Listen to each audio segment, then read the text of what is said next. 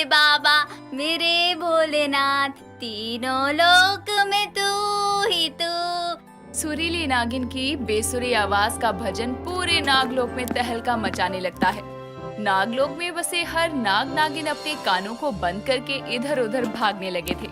और जब ये बेसुरा स्वर सुरीली की सखी नैनिका के कानों में पड़ता है तो वो आवाज का पीछा करते हुए अपने कानों को बंद करके कहती है, हे भोलेनाथ, इस सुरीली को कितनी बार कहा है अपने कंठ को मत खोला करे, लेकिन ये नागिन सुनती ही नहीं है। अब जल्दी जाकर इस नागिन को शांत करवाना पड़ेगा, वरना ये पूरे नागलोक में प्रलय ला देगी। नैनिका भागते हुए सुरीली की आवाज का पीछा करती है, जिस पर वो नागलोक के वन में जा पहुंचती है, जहां अब भी सुरीली अपनी बेसुरी आवाज में गाना गा रही थी। जीवन भी अर्पण कर दूं, हे शंभू बाबा मेरे भोलेनाथ।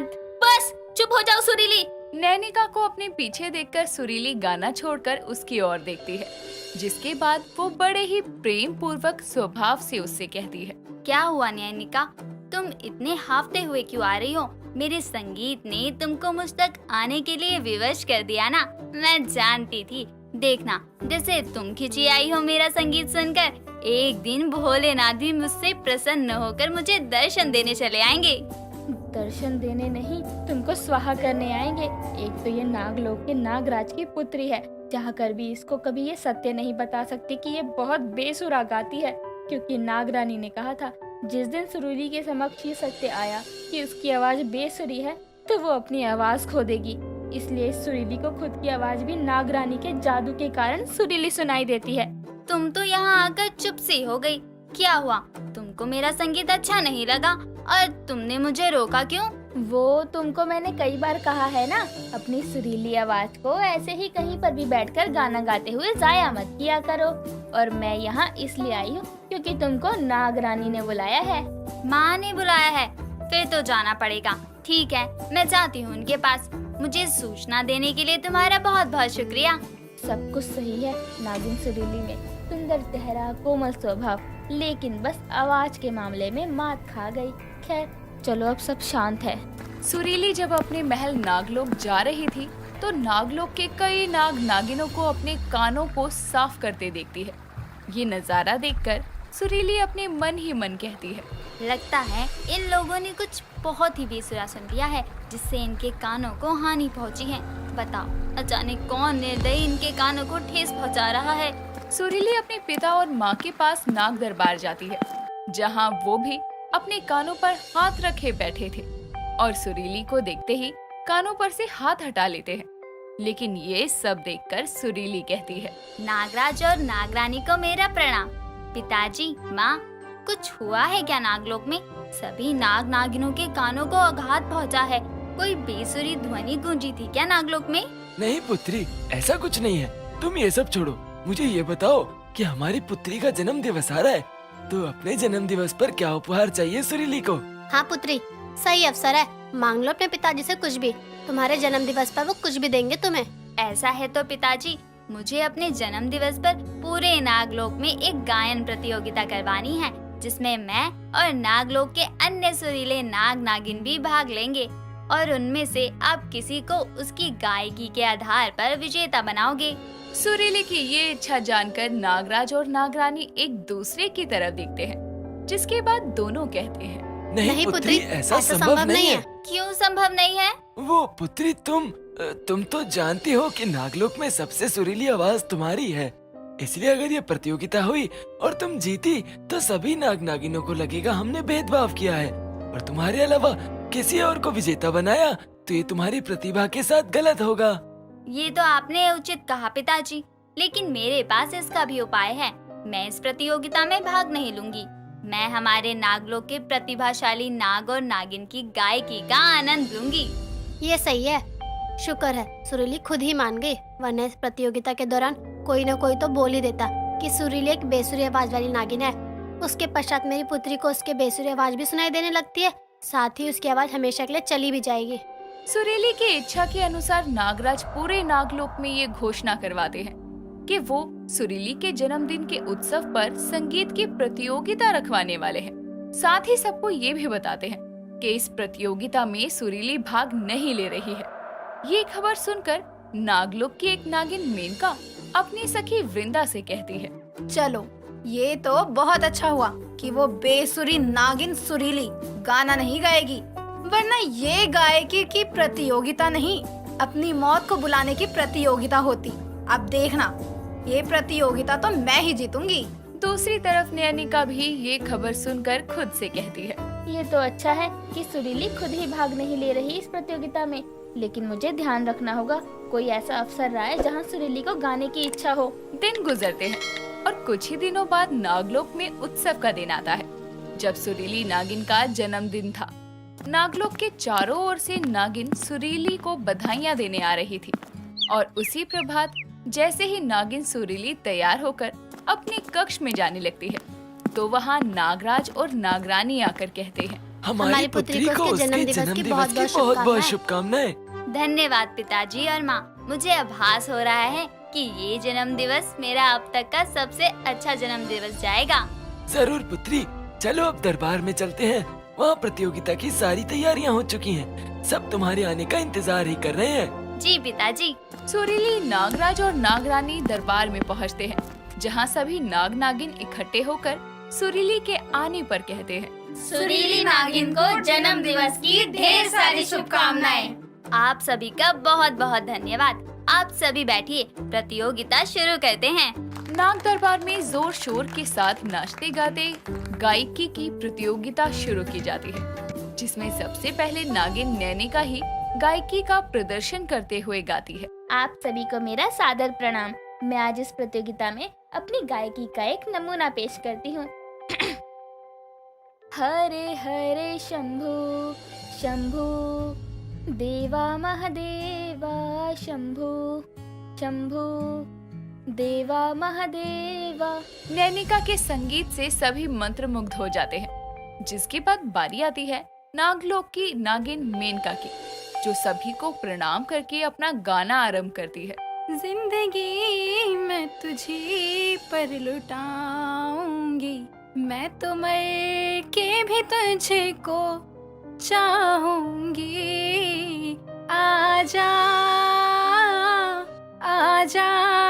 मेनका नागिन के गाने के बाद सभी उसके लिए तालियां बजाते हैं, जिसके बाद नागलोक के नाग नागिन आकर अपनी गायकी की प्रतिभा दिखाते हैं और सभी के गाने के बाद नागराज विजेता की घोषणा करते हैं कि उससे पहले ही सुरीली कहती है, आप सभी की गायकी के प्रति रुचि देखकर आज मुझे बहुत अच्छा लगा और गायकी मेरा सबसे पसंदीदा काम है, इसलिए आज इस प्रतियोगिता के अवसर पर मैं भी आप सभी को अपनी आवाज में एक गाना सुनाना चाहती हूँ। सुरीली की ये बात सुनकर सभी एक दूसरे को ताकते हैं। पूरे नाग दरबार में हलचल सी मच जाती है और नैनिका सुरीली को रोकने के लिए कुछ बोलने ही वाली थी कि उससे पहले ही सुरीली गाना गाना शुरू करती है। सत्यम शिवम सुंदरम, सत्यम शिवम सुंदरम, ईश्वर सत्य है, सत्य ही शिव है, शिव ही सुंदर है। सुरीली के गाने गाते ही उसकी बेसुरी आवाज सबके कानों में कांच की तरह चुभने लगती है और नाग दरबार की भीड़ में मौजूद नागिन मेनका खुद पर काबू ना रखते हुए कहती है, हे भोलेनाथ, इस बेसुरी नागिन सुरीली को कोई चुप करवाओ, वरना आज अपने जन्म दिवस पर ये हमें ही मृत्यु के द्वार पहुंचा देगी अपनी इस बेसुरी आवाज से। मेनका के ये बोलते ही सुरीली को अपनी असली आवाज सुनाई देने लगती है और उसको वो सब भी सुनाई देता है जो मेनका ने बोला। इसके बाद वो अपना गाना रोकते हुए कहती है, ये मेरी आवाज इतनी बेसुरी कैसे हो गई? पहले से ही बेसुरी थी, होनी क्या है? ओह, मेरे कानों से खून निकाल दिया। सुरीली को इस बात का झटका लगता है और सदमे में उसकी आवाज चली जाती है। वो बोलने की कोशिश करती है लेकिन कुछ बोल नहीं पाती। नागरानी रोते हुए उसे कहती है, मेरी बच्ची, ये क्या हुआ? जिस बात का डर था वही हो गया, मेरी बच्ची ने अपनी आवाज खो ही दी। नागरानी रोते हुए सुरीली को आवाज का सच बताती है, जिसके बाद सुरीली आंखें बंद करके अपने मन में भोलेनाथ से कहती है, हे भोलेनाथ, माना मेरी आवाज बेसुरी थी, लेकिन मैंने इस आवाज में सिर्फ आपके लिए ही भजन गाए, इसलिए कोई रास्ता दिखाओ मुझे मेरी आवाज वापस लाने का। सुरीली के अंतर्मन से उसको भगवान भोलेनाथ दिखते हैं, जो उसको कुछ सालों की तपस्या करने का निर्देश देकर अंतर्ध्यान हो जाते हैं। जिसके बाद सुरीली भोलेनाथ के कहे अनुसार तपस्या करने चली जाती है। मेनका को अपने किए का पछतावा होता है और जब कई वर्षों के बाद सुरीली अपनी आवाज के साथ लौटती है तो मेनका उससे अपने किए की माफी मांगती है और सुरीली उसे माफ करके अपने जीवन का एक नया आरंभ करती है। नागलोक में बड़ी खुशी से चहल पहल भरे दिन गुजर रहे थे। इसी बीच में नक्षिका, समीक्षा, रक्षिता और सुनक्षिता नाम की 4 बहनें हाथों में पूजा की थाल लिए शिव मंदिर जा रही थीं। चारों ही नागलोक की सबसे मशहूर मूर्ख बहनें थीं। चारों एक साथ शिव की आरती करती हैं और बारी बारी बोलती हैं, हे शिव भगवान, हम चारों बहनें इतनी रूपवान और अच्छी हैं, फिर भी हमारा कोई साथी नहीं है। शिव शंकर, हम हर दिन पूरी श्रद्धा से पूजा करती हैं, फिर भी हमारे साथ इतनी नाइंसाफी क्यों? नागलोक में हर कोई हम चारों बहनों को मूर्ख 4 नागिन बहनें समझता है, पर आप तो जानते हैं ना शिव जी कि हम चारों मूर्ख नहीं हैं। हम चारों पर भी अपना प्रेम बरसा दो भोलेनाथ, हमें भी हमारे सच्चे प्रेमी से मिला दो। चारों बहनें ये सब बोल ही रही होती हैं कि तभी वहाँ पर मंदिर के पुजारी जी आ जाते हैं। उन्हें देखकर चारों बहनें उन्हें प्रणाम करती हैं। तभी पंडित जी कहते हैं, अरे बेटा, चिंता क्यों करती हो? शिव हर किसी को उसके भाग्य का जरूर देता है, देर से ही सही पर देता जरूर है। देखना एक दिन तुम चारों की किस्मत अपने आप ही बदल जाएगी। तथास्तु। पंडित जी की बात सुन चारों खुश हो जाती हैं और वहाँ से वापस अपनी गुफा में चली जाती हैं। तभी उनकी माँ मीनाक्षी उनके पास आती है और कहती है, बेटा आ गई तुम, मुझे तुमसे कुछ कहना था। जी माँ, कहिए। आज हम सभी को नागराज के भवन में जाना है। आज उनके बेटे और हमारे होने वाले समय के नागराज विजय का जन्म उत्सव है, तो पूरे नागलोक के नाग नागिनों को बुलाया है। अच्छे से तैयार हो जाना इसलिए। इतना कहकर मीनाक्षी वहाँ से चली जाती है। शाम को चारों बहनें अच्छे से तैयार होकर नागराज के महल में जाती हैं। जहाँ पहुँचकर वो सभी नाग नागिनों के साथ मिलकर जहर, दूध और बीन की धुन का मजा लेने लगती हैं। तभी विजय की नजर उन पर जाती है और वो अपने दोस्त शेतु से कहता है, शेतु, ये चारों नागिनें कौन हैं? ये चारों नागलोक की 4 मूर्ख नागिन बहनें हैं। मूर्ख क्यों? अभी बताता हूँ। इतना कहकर शेतु उन सभी के पास जाता है और कहता है, अरे आप चारों तो बहुत ही सुंदर हैं। सच में? शुक्रिया। वैसे मैंने सुना है कि आप सभी को एक अच्छे नाग की तलाश है। जी हाँ, है तो अगर मैं कहूँ कि मेरे पास एक सुझाव है जिससे आज ही आपको एक अच्छा जीवन साथी मिल जाएगा। सच में? बताइए हमें क्या करना है। जी, आपको करना ये है कि अपने नाग रूप में आपको तब तक नृत्य करते रहना है जब तक सभी नाग नागिन थम न जाएं आपका नृत्य देख देख कर। बस इतना सा? ये तो हम सब अभी शुरू कर देते हैं। हाँ, वैसे भी हमसे अकेले ये नागिन जीवन बिताया नहीं जाता है, कम से कम हमें कोई साथी नाग तो मिल जाएगा। जी बिल्कुल मिल जाएगा, बस आप शुरू कर दीजिए नृत्य करना। इतना कहकर शेतु वापस से विजय के पास जाता है और उसे सारी बातें बताते हुए कहता है, अब देखना कैसा नागिन नाच होता है। शेतु इतना कहता है और वहाँ चारों बहनें फटाफट से अपना रूप परिवर्तित करके अपने नाग रूप में आ जाती हैं और उल्टा सीधा होकर बीन की धुन पर नाचने लगती हैं। सभी नाग नागिन ये देखकर बहुत हंसते हैं। सभी का ध्यान उन पर ही लग जाता है, यहाँ तक कि नागराज भी उन्हें ही देखने लगते हैं। तभी एक दासी आकर जोर से चिल्लाती है, अनर्थ हो गया, अनर्थ हो गया नागराज। क्या हुआ दासी? मणि चोरी हो गई नागराज, नागमणि चोरी हो गई। नागमणि चोरी हो जाने की बात सुनकर सभी नाग नागिनों के होश उड़ जाते हैं, पर समीक्षा, सुनक्षिता, रक्षिता और नक्षिका अभी भी नृत्य करे जा रही थी। ये देख नागराज को गुस्सा आ जाता है और वो जोर से चिल्लाते हुए कहते हैं, हे मूर्ख 4 नागिनों, इससे पहले हम अपनी शक्तियों से तुम्हें तबाह कर दे, ये नृत्य बंद करो। नागराज, हमें तो लगता है कि नागमणि की चोरी करने में इन चारों मूर्ख नागिनों का ही हाथ है। नहीं तो आप ही सोचो, हर कोई अपने अर्ध नागिन नाग रूप में नृत्य कर रहा है। ये चारों ही क्यों इस भांति नृत्य कर रही थी? इसलिए ताकि सभी का ध्यान इनकी ओर आकर्षित हो सके। हाँ, ये सही कह रही है। सभी लोग उन मूर्ख 4 बहनों को ही नागमणि चोरी हो जाने का दोषी मान रहे थे। तभी विजय कहता है, नहीं, सभी शांत हो जाइए। ऐसे बिना किसी सबूत के किसी का नाम नहीं लगाना चाहिए। नागराज, अगर आप हम चारों बहनों को गलत समझ रहे थे तो ये सरासर गलत है। जी नागराज, हम चारों का नागमणि के खो जाने में कोई हाथ नहीं है। हम नहीं जानते कि नागमणि किसने चोरी की है, लेकिन अगर फिर भी आप सबको यही लगता है कि नागमणि हमारे कारण चोरी हुई है तो ठीक है, नागमणि तलाश कर हम वापस ले आएंगे। जी नागराज, 4 दिन के भीतर हम नागमणि और उसे चोरी करने वाले को पकड़कर आपके सामने ले आएंगे। ठीक है, हम तुम चारों को एक मौका देते हैं। 4 दिन के भीतर अगर तुम मणि और उसको चुराने वाले को पकड़ने में कामयाब हुई तो तुम्हें कभी कोई मूर्ख नहीं कहेगा। इस बात का आश्वासन हम खुद देते हैं। जो हुकुम नागराज। जिसके बाद सभी नाग नागिन वहाँ से चले जाते हैं और चारों बहनें आपस में बैठकर नागमणि को तलाशने की योजना बनाने लगती हैं। तभी रक्षिता बोलती है, हमने वादा तो कर दिया है, पर हम नागमणि की तलाश कैसे करेंगे? हम कैसे जान पाएंगे कि नागमणि को किसने चुराया है?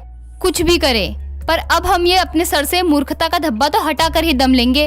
अब शिव खुद ही हमारा मार्गदर्शन करेंगे। अब अगर शिव ने हमें इस समस्या में डाला है तो निकालेंगे खुद ही। अब हम अपने सिर से मूर्खता और इस चोरी का इल्जाम हटाकर ही दम लेंगे।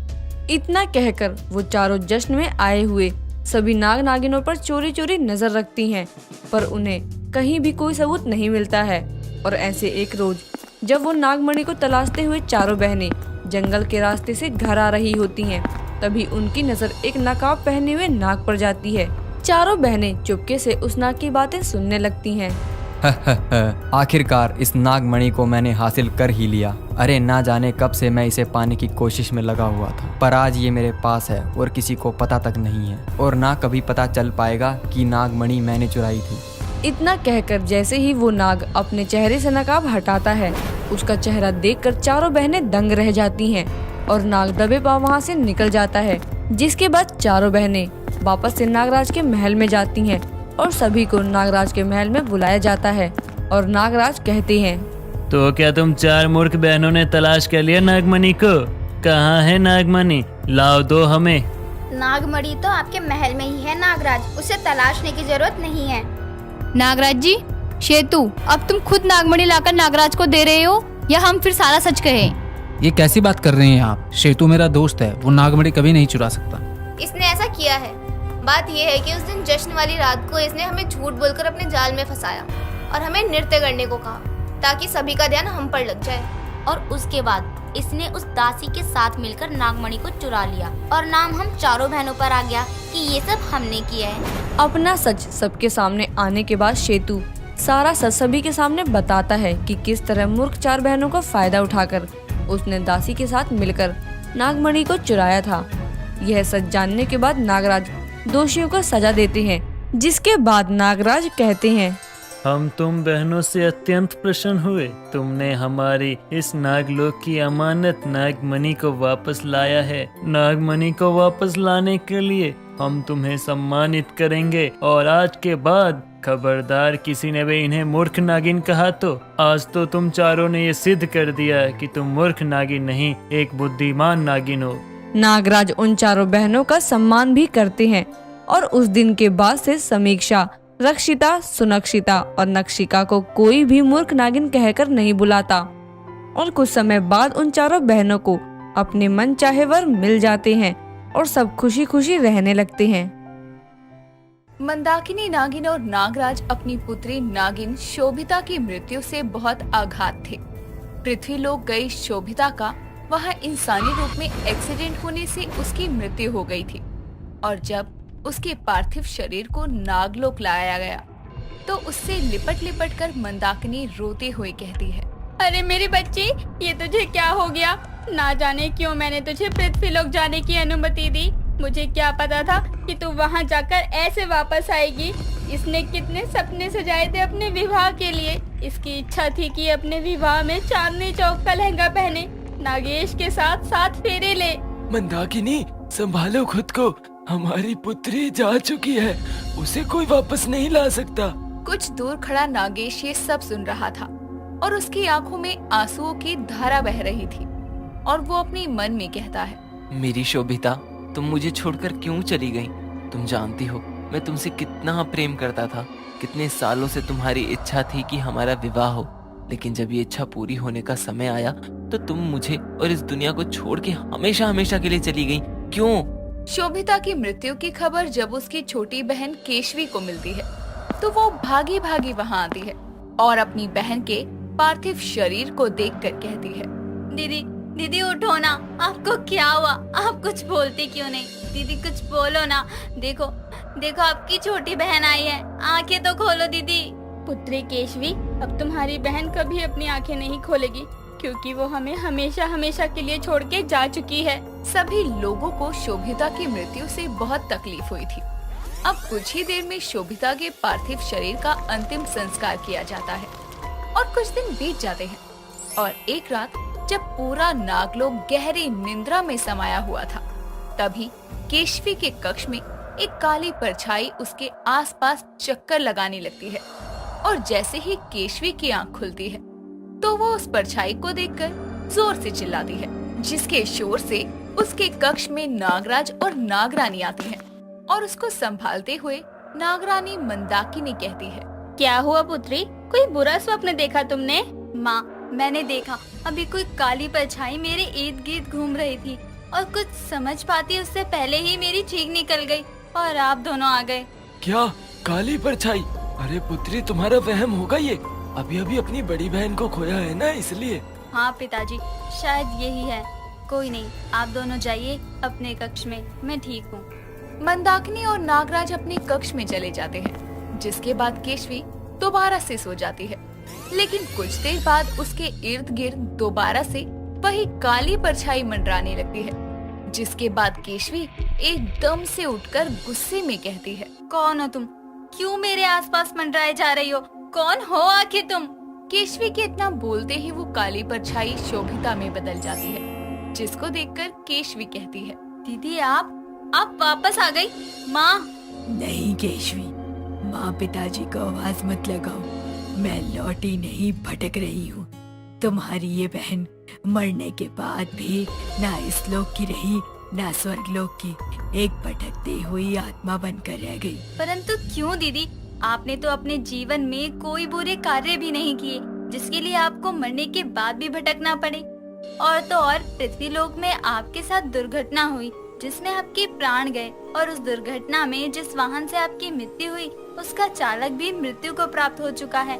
तो आप पत्नी की चाह के लिए भी आपके भटकने का कोई कारण नहीं है, फिर क्यों? मेरे भटकने का कारण मेरी अधूरी इच्छा है। जब तक मेरी इच्छा पूरी नहीं होगी, तब तक मुझे मुक्ति नहीं मिलेगी। मेरी अधूरी इच्छा को तुम पूरा करोगी।